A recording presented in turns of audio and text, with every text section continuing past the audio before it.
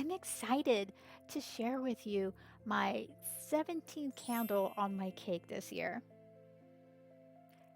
Yes, I'm not turning 17 years old. I gave up a 20 plus year habit that I happen to make a theme of, calling it going cold turkey on Turkey Day. Now, wait. Before you decide to go on to another video because you're like, I don't know how to even resonate with somebody who was an ex cigarette smoker, you can use this framework for yourself for another not good habit that you might be looking to be celebrating no more of. And how am I so sure that that could possibly even work? Well, I've used this a few times with other things. I quit for 90 days gluten, dairy, and added sugar. I quit candy, and I was that type of person you wanted or need to hide the candy bowl from most of the time because I would absolutely demolish it. I also quitted Coke, the cola, and that you I know most are really surprised when they hear that one. I, at one point in time, would have just cases and cases of Coca-Cola up on my wall. It almost looked like I had wall art of it because what I would do is I would follow the sales at the stores and buy as much as possible because I knew I was drinking them, so might as well get them at a less expensive price. Now, if you would have told me 30 years ago that I would be celebrating 17 years of being an ex smoker, I would absolutely be saying, no way.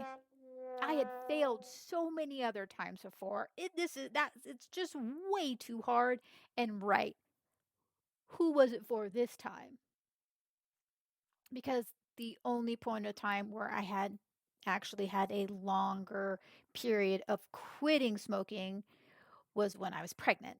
So I am not really sure, to be honest, what was the actual catalyst or that spark that implanted that decision in me to choose to quit.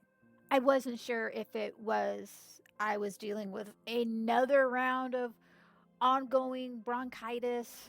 I was sick of the lung butter, and honestly, I don't even understand how they call it lung butter because that's really putting it lightly. I went and looked it up actually today what that is. Oh, it's gross. Don't save yourself. Anyhow, so I wasn't really sure what was that ultimate thing that, like, all right, hey, I'm making a decision. I'm done. But I knew I needed to come up with a plan. And actually, at that point in time, I called it a battle plan because I had viewed my life during that time was my life was a battle because I had battled through so many things in my life. So it was a battle plan. But now I call them strategies or a game plan. And my mission was not to go back to that habit and have fun. So I started off with the theme, and the theme was going cold turkey on Turkey Day. Then the next part was how was I going to execute? And what I mean by this is I made the decision I was going to do this naturally. No nicotine gum, no patches, none of that stuff. Because it was my belief that if you decide to just switch over to gum, now you decide to choose a different delivery system. And to me, it was just like, oh, hey, I quit drinking, but I'm taking it now in an IV. And I don't know if that's possible, but I believe you get my point. So I was doing this natural. The other thing was, what was my intel? What was what did I know about my enemy? And know this too. The intel that I had was because of some of the past failures I'd had before prior. And those past failures was an opportunity for growth and to make it better next time. And I did. So, what were those things I had intel about? That smoking was an oral fixation, that it is triggered in that wanting at times during stress. Certain environments can trigger the wants, and at some times there's just a random craving for it. Now that I had my intel on the thing, so now I was setting myself up for success. So that first part, the oral fixation and the overall arch of doing this naturally, I had regular gum and lollipops that basically stick in my mouth. I didn't want to start doing the habit of biting my nails or sticking my fingers in my mouth. I had seen the consequences of that and I wasn't going there. Okay, so now the triggering of stress. And here's an interesting thing.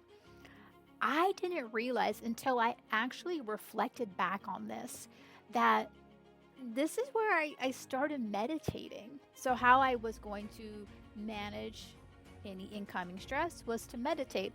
And then there's something else too I didn't put together until later on, but let me share this with you now so you can utilize this as well. What is the one thing, if you don't smoke or if you've observed somebody who smoked, what's that one physical thing that a person does as soon as they light that cigarette? Taking that deep breath in and exhaling it out. No wonder why we're getting so relaxed. There's two I recommend as a technique with helping to relax the system is just 3 deep breaths in through your nose and out through your mouth. You do that 3 times. Or another thing too is box breathing. And that's when you take in, and you're going to always be the same amount each time. And what I mean by that is you take in a deep breath, and you can either do it, choose if you want to do it for 4 or 5. And then you can I'm going to choose 4. Take a deep breath in, hold, out, hold, in. You get how that goes. The other part, the next part, was the environment. So for me at that point of time, drinking and smoking went hand in hand. So I made sure to keep myself out of that kind of environment so I didn't tempt myself to go back to smoking. Then that final part was the random cravings. And here's a interesting story. How I even started smoking in the first place. You think, oh, maybe because everybody else was doing it, I wanted to be cool too. Or no, I actually remembered I had a craving for it. And I went and I grabbed a cigarette. I walked off into the hills all by myself. And I sat there on the hill having a cigarette. So I wanted to make sure that I was good for those random cravings.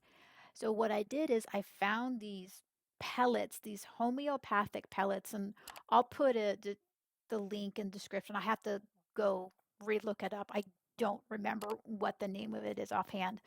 And they're these little white pellets, and you put it under your tongue. So anytime that there are those like random cravings or stress or something that like, oh, I really need to have a cigarette moment, you put the pellets under your tongue, wait, and it made it a lot easier. And one other final thing too, I had a phrase to help and remind me. Like you could say it's an affirmation or a mantra. And was this, as I shared with you earlier, starting to smoke was a choice. If I chose to start smoking, I could choose to quit smoking. If I chose to start, I can choose to stop. And that's what I kept remembering too at times to help get me through the struggles. And those happen. And those happen at times. There's those struggles when you just really want it, and there's so much stuff going on. And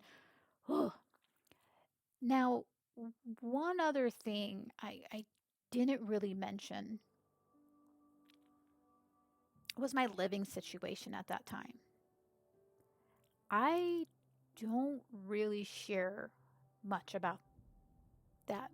At that point, I was staying with a friend, and they had one extra bedroom.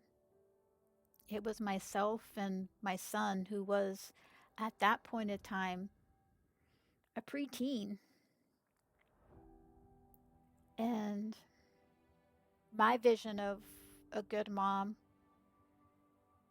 was me sleeping on the couch and my son having the room so that he could have his own room in privacy, especially about being a teenage boy. Flash forward 17 years later, and here I am sharing with you this hindsight inspirational story of going cold turkey on Turkey Day. Now, keep empowering that mindset, because your potential is limitless. And if you'd like to level up your mindset, then go ahead and check out this video next.